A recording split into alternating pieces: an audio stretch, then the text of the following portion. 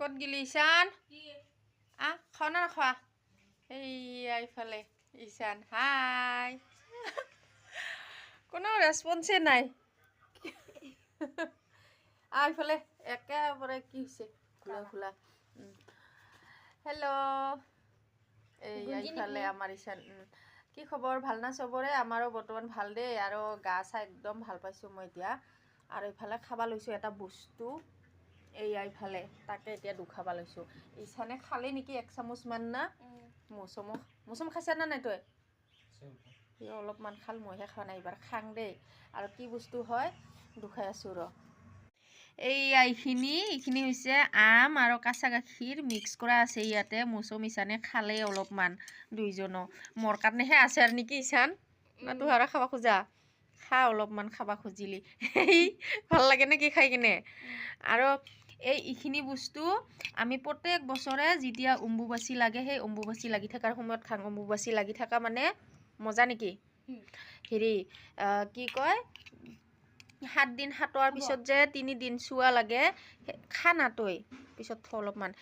3 দিন যে চুৱা লাগে সেই চুৱা লাগি থকা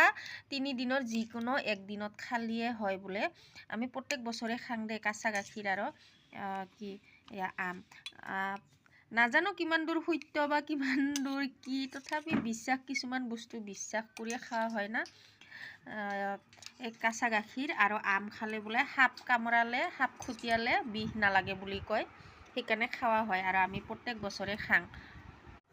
এতিয়া ময়ো অলপমান খাং মৌচম খাবি না নাখোৱা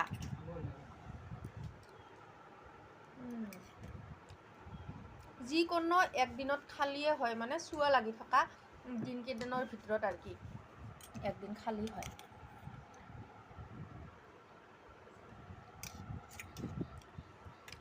আমি প্ৰত্যেক বছৰে খাং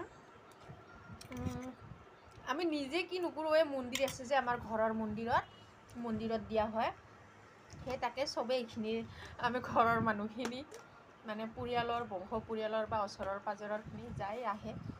চবে অলপ অলপকৈ বেছি নালাগে এনেই অলপমান 1 চামুচ সেনেকুৱাকৈ খালেও হয় খালি জাবৰ আছে আমাৰ কাঁচা গাখীৰ হ'ব লাগিব গাখীৰখিনি কাঁচা গাখীৰ আৰু আম